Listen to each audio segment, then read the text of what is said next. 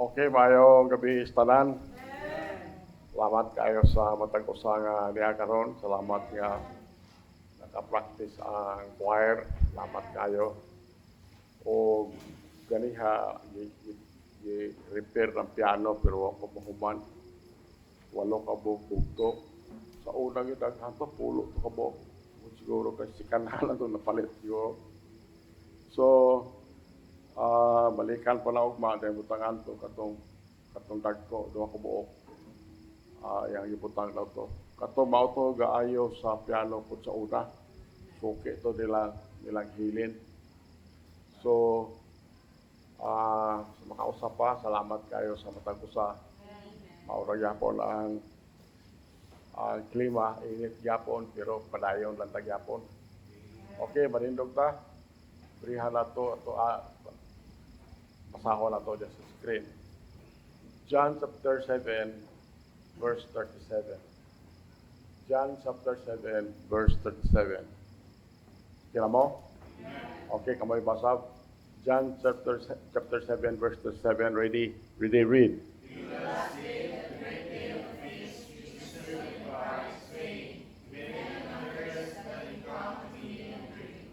Apo ta amahan na malangit nun, buhi na mo nga Dios. Salamat kayo sa matag usa nga niya karon amahan. Salamat kay Ginoo nga naka-practice pud ang choir. Salamat amahan nga ikaw nagauban gud aning buluhaton Lord. Salamat sa grasya, kaluoy, panalangin, wisdom. Ug dinhi kagabihon tagay gahom ang imong pulong, kini imong ulipon tagay susulti. Ang matag usa tagay sayon nga pagsabot dinhi amahan nga mensahe. Tungod kay hulagway may sa kinabuhi ni Ginoong Hesus. Amahan na malangit noon, tabo ni kami sa bililo ni Mundugo, kung ang mga lama sala sa matag usa. O kaya among pag-ampo, pangalipo, kanimahan, salig na mo ang Diyos ang tanan ni Jesus Christ, among bugtong personal nga manluwas. Amen. Okay? Dito ta.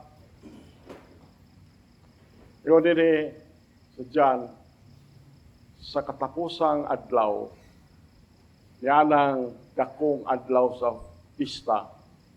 Actually, kaning feast ani, ang ngalan ani Feast of Tabernacles. Kaning mga Hudiyo ani, maghimo sila og payag-payag, hindi mo kahoy. Ilang gi-inaugurar din ang kadto bitaw ilahang 40 years nga nagtuyok-tuyok sa wilderness. Ang ilang hinumduman to katong pagtuyok-tuyok sa ilang kaginikanan dito sa wilderness for 40 years. Ngayon din sa katapusang adlaw, actually, 8 days na siya. Ang ika-8 days, mao na ang final yun aning feast. Tinaghan kayong tao, tinaghan ng tao. Ngayon din sa katapusang adlaw, niya lang dakong adlaw sa pista, si Jesus bitindog og misinggit. Daghan kayong tao, yun dire, si Jesus bitindog og misinggit nga nagaingon. Siya, kung adunay taong giihaw, paaniha siya kanako o painuma. Muna yang gisulti dito. So padayon to sa itong mensahe, Jesus, the fountain of the living water, part 3. Part 3 siya. So, mao siya si Ginoong Hesus ang tubod sa buhing tubig. Jesus, the fountain of living water. Ang part 1 na niya siya, mao ni atong mensahe atong last Wednesday pa gyud. Ingon dito ang part 1 is recognizing the fountain of living water. Pag-ila sa tubod sa buhing tubig. Now, point A, anang duha ka bersikulo 37-38, si Ginoong Hesus, i-proclaim niya iyang kaugalingon to be the place where the living water is found. Yang i-declare. Si Ginoong Hesus, dili ni siya mao ang living water, but He is the fountain. Siya ang tuburan where it can be found. Siya ang tuburan sa buhing tubig nga asa makita ning tubiga. Point B, Jesus is the fountain of living water. If the Spirit is the water of life, then Jesus is the fountain of living water. Before the water of life could be dispensed to a lost and dying world, the fountain of living water had to be opened. Saan ka na itong mga tabay diha? Wala man ang mahimong tabay diretso gi ato gyud ang gi pangagan. Ipangagan na siya, then kanang tabay na mo sa ubos, murag duha ka tuig na siya kay permiro, ang sabot na mo 15 kadupa. Pag-abot og 10 kadupa, pastilan kay naulanan man, napuno sa ulan. So pag ana niya siya, di manato niya mo kalaw man sir, halos ana siya mauga. Halos siya mauga, pagkasunod tuig, tig-init na uga. Iya lang ipalawman, ay mong 15 kadupa. So, ang point na kuha na is, kanang tabay, i-open yun na siya, abrihan yun na siya. So, mula atong point B, atong point B, if the Holy Spirit is the water of life, then Jesus is the fountain of living water. And before the water of life could be dispensed to a lost and dying world, the fountain of living water had to be opened. Ang point si Ananias, the primary thing you need to know tonight is that when Jesus went to the cross and died there, He was doing it just for you and for me. Mauna ang nahitabo sa gihimo ni Jesus dito sa cross. Ang part 2 niya siya is the rewards. The rewards of the fountain of living water. Point A is salvation. Salvation. The primary benefit of coming to Jesus by faith is that of being eternally saved by the grace of God. Mutana ka, saved from what? Saved from hell. Saved from hell. Number 2, B, point B is satisfaction. Satisfaction. Ug atong mahibalaan nga it is from the belly that this river of living waters flow. Ang kanang tubig dito man na mo sulod sa atong tiyan. O kanang atong tiyan part na atong lawas, di gyud na mo satisfy. Dili mo satisfy ng tiyan.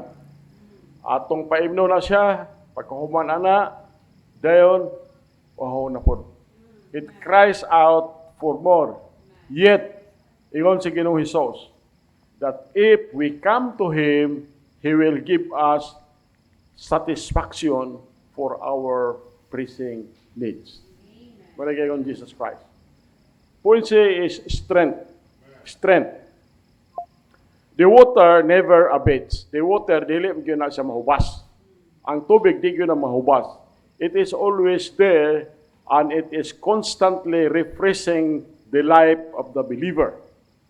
This living water is that which give us power. This living water gives us joy, and this living water gives us hope in this world. Niyata aning kalibutan nga why paglaom, pero si Ginoong Hesus taghatag nato na og paglaom o lang nato strength. Point D is service. Ang Biblia makes it clear, the Bible makes it clear that this water of life that is placed within us forms a mighty river that flows out from us and touches those around us. What the Lord is saying is that there we will be sufficiently satisfied and He will use us to reach others for His glory. So, atong mga kauban diri, mga taga-choir, nagsulwining na sila. Kita po, makita mo po ang atong kinabuhi, ang inyong kinabuhi, nakita po na sa ubang tao, kung ang ubang tao matingala sila nimo, nga mauni mong kinaiya mo na nga mahimo po kanilang mahimo kanilang idol. So sa wala sila baptist, sila po magmatinuoron po sila mo posible mabaptist po. So muna atong message atong last Wednesday. Rewards of the fountain of the living water. Salvation, satisfaction, strength, and service. So, mauna ito mensahe karon. Ang mensahe na ito karon is receiving the fountain of living water. Receiving the fountain of living water. Kung madungga nimo, if this sounds like what you need in your life, there is a way to get it. Kung madungga nimo nga muna'y kinahanglan sa imong kinabuhi, dunay mga paagi unsao ni pagkuha. Kani mga bersikulo nagsulti nato all about the benefits of coming to Jesus. But they also tell us how to come. How to come. Notice how you can receive the fountain of life. So maunin nato mensahe karon. Point A, there must be an appetite or a thirst, kauhaw. Kanang appetite nga doon na kay kauhaw. Mauna ang conscious desire for something not in one's position. Kung dili pa ka save, mao-unta na ang imong tinguha na wala panhimo. Now, before a person can be saved, before ang tao mas maluwas siya, kinahanglan makamatikod siya ba nga nagkinahanglan siya og kaluwasan. This involves the conviction of the Holy Spirit. John 6:44. Ato makita diha nga ang usa ka sinner is dead in sins. Ephesians 2:1. Kamoy basa daw ng John 6:44. Really read.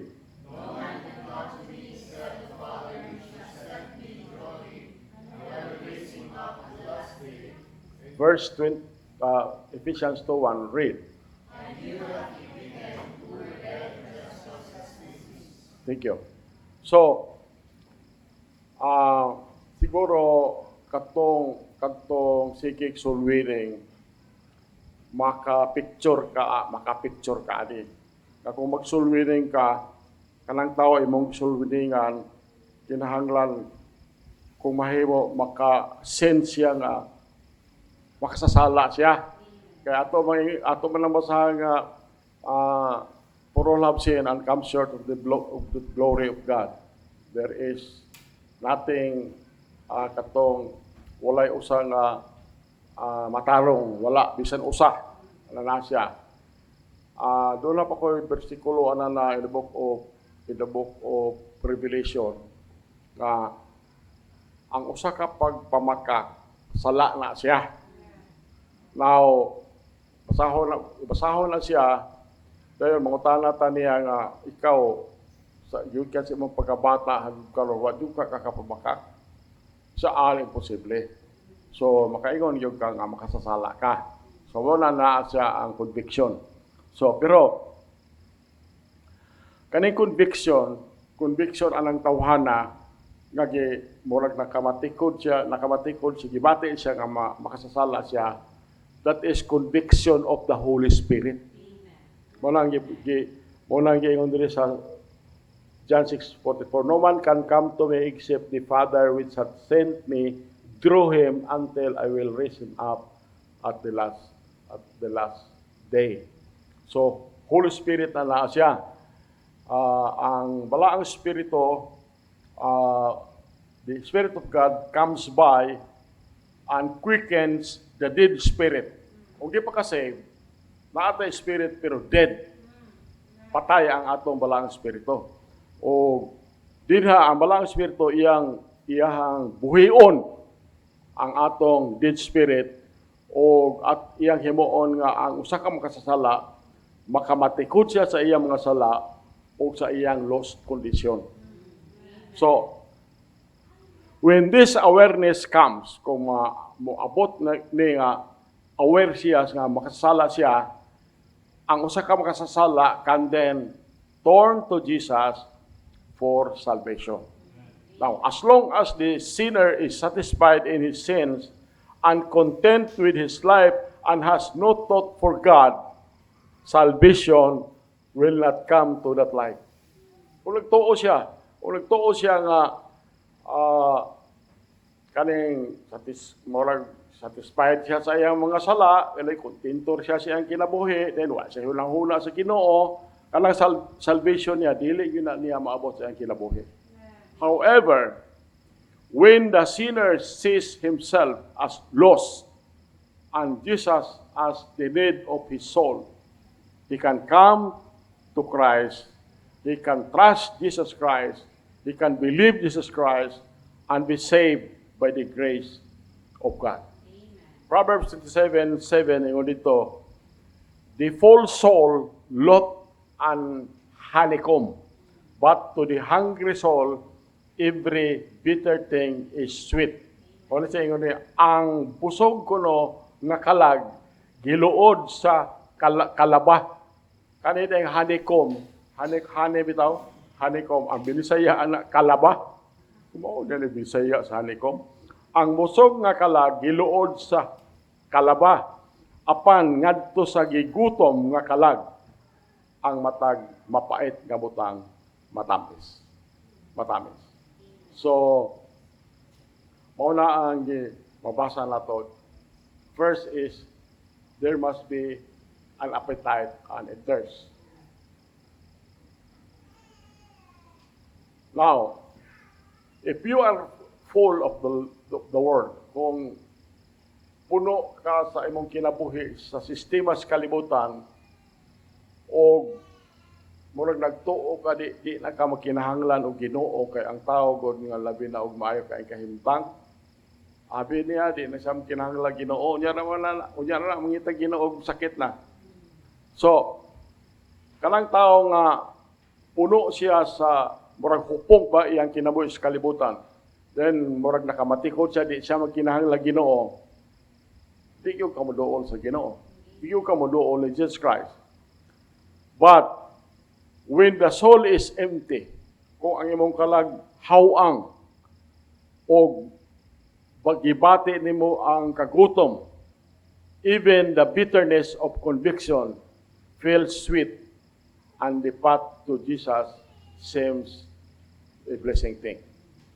So, dunay mga hitabo siguro amot og nakapil na ba ka sa imong kinabuhi ana nga bisag usaon ni mong simba. Adunay panahon nga tingala ganahan gyud ka mo simba. Pag-abot nimo dito simbahan, ning uli ka, Giuseppe pa ko aniha. Ning uli ka murag wala lamang yapon. Wala katong panahon na ako nagtuo ko nga di siguro pa ko save ato. Dili pa siguro ko save. Muna akong pagtuo. So,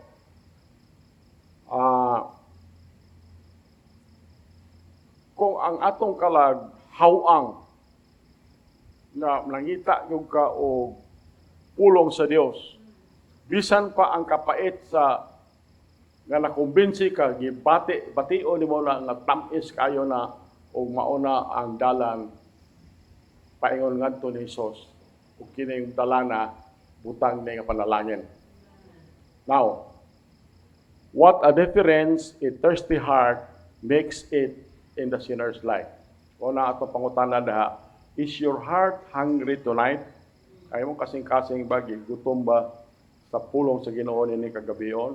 Do you long for true peace of heart? Have you been searching everywhere for things that simply do not and cannot satisfy the soul? Ako lamang sultihan sa nahitabo sa akong kinabuhi ba katong na-disgrasya ko ba.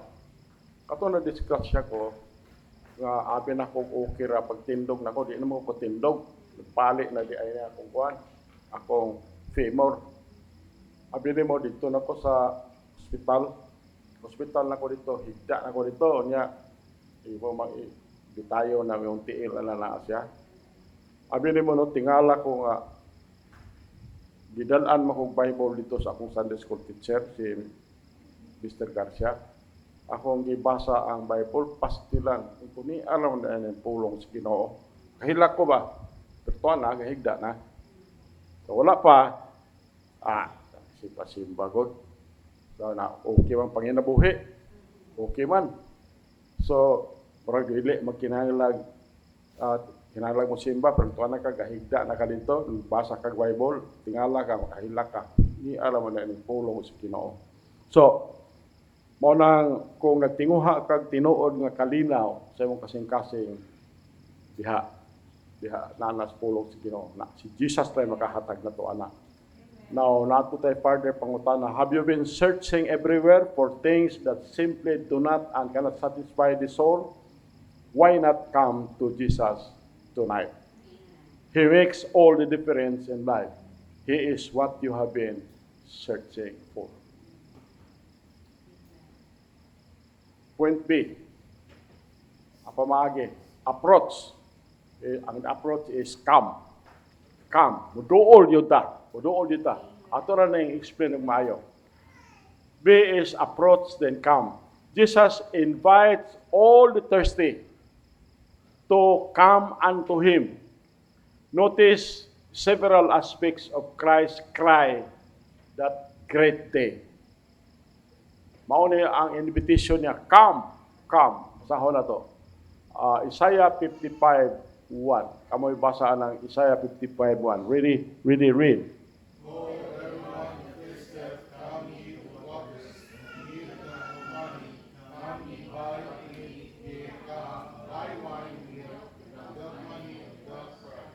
And Revelation 22:17, ay invitation nila.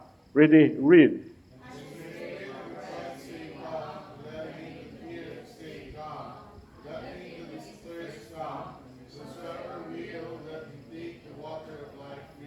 So mauna ang invitation sa Ginoo ingon dira ho ang tagsa-tagsa nga giuhaw, ang tagsa-tagsa nga ginauhaw, umari kamo sa mga tubig.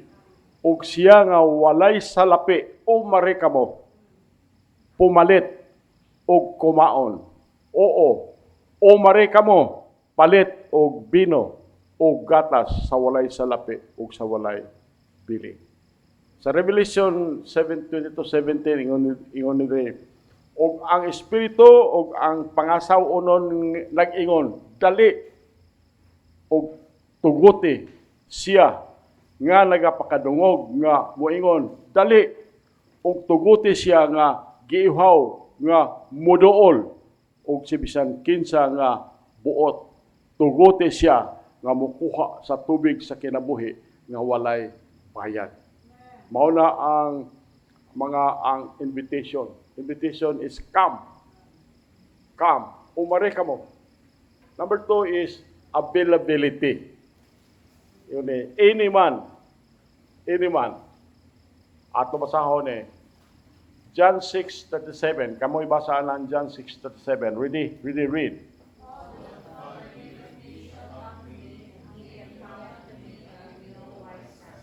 First John 5:1. Read.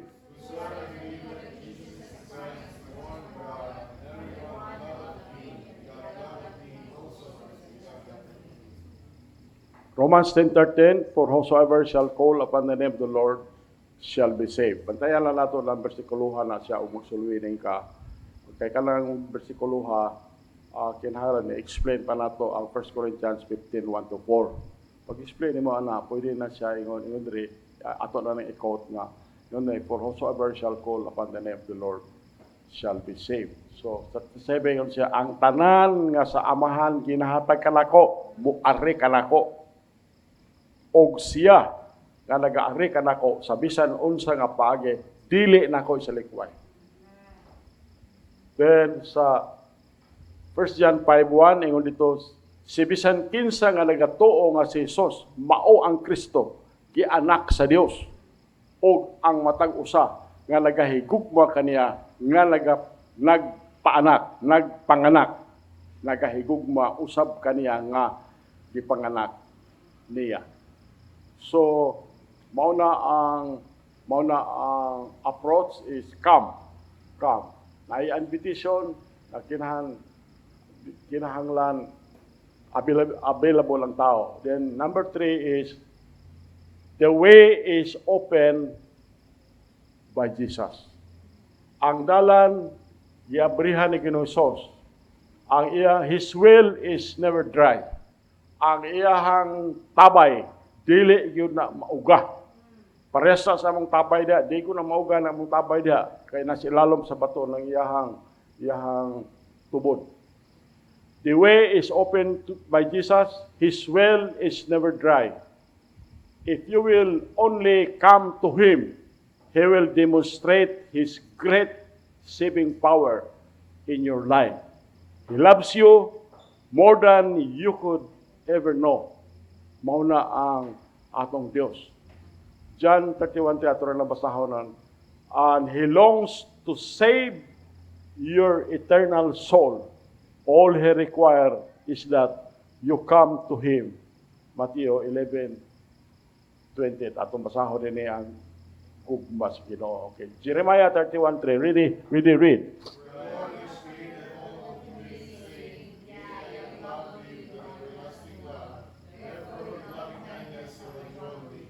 Okay. Romans 8:38 and 39. 38. Read.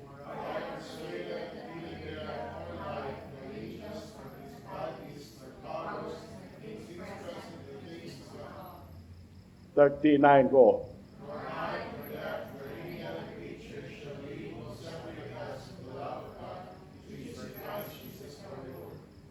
Mao ni ang usa sa mga assurance nga gihatag nato sa Ginoo.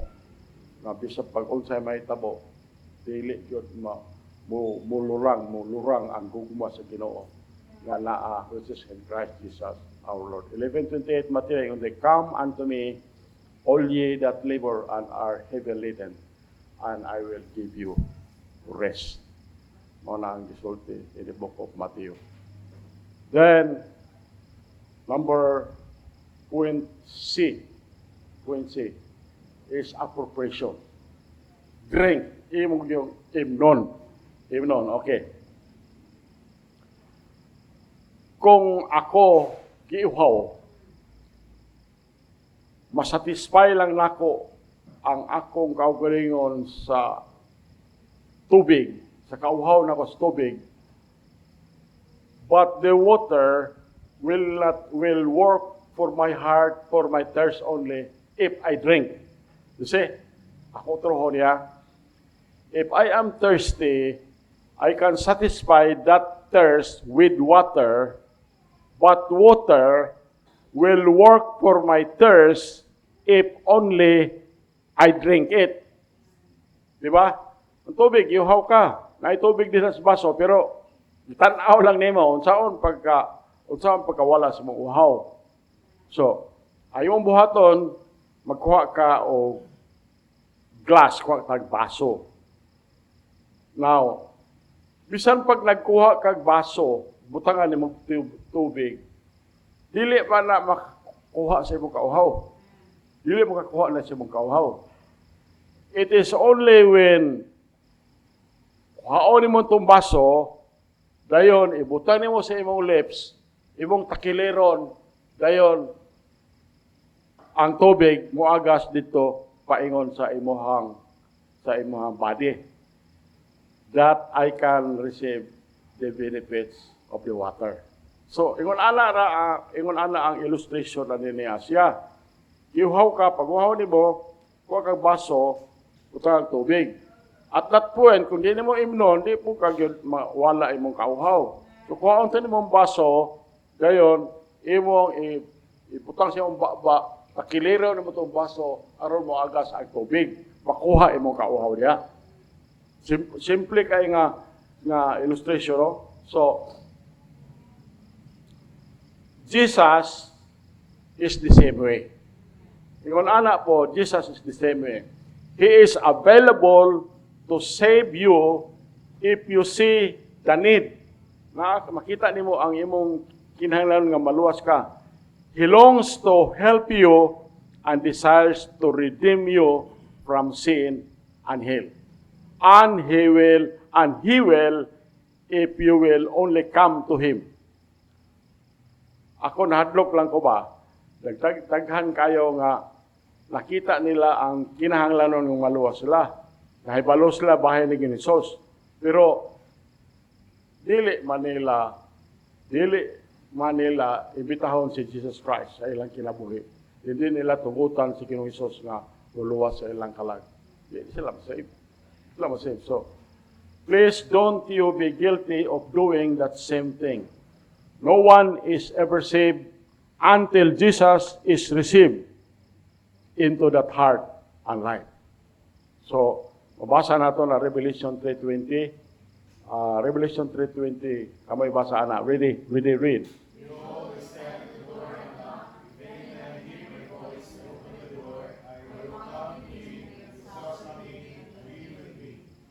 Anini ang Revelation 3:20, ang senaryo anini Asia is a church. It's a church.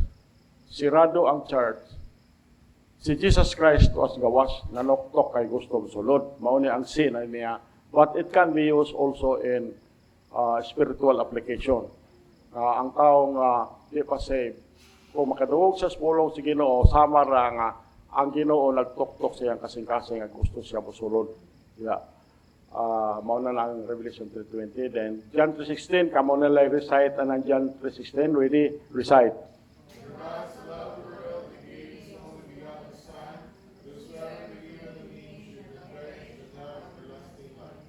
Okay, so, mauna ang mabasa nato in, pati mabasa din sa John 6:47 and Romans 10:9-10.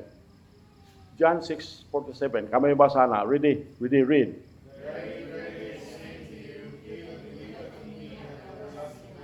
Romans 10:9. Read.